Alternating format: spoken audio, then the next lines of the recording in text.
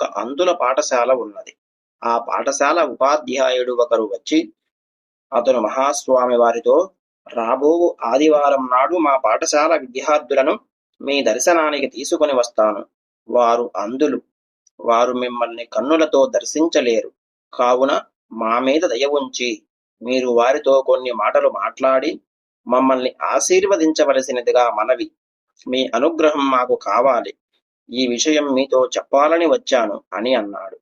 మహాస్వామి వారు అతని మాటలను మౌనంగా విన్నారు. అతను ఈ విషయాన్ని చెప్పి వెళ్ళిపోయాడు.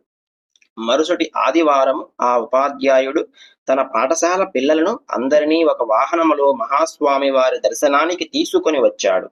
మఠ ప్రాంగణం చేరిన వెంటనే మహాస్వామి వారి శిష్యుడు వారితో, నిన్నటి నుండి మహాస్వామి వారు మౌనవ్రతంలో, కాష్ట మౌనంలో ఉన్నారు అని అన్నాడు.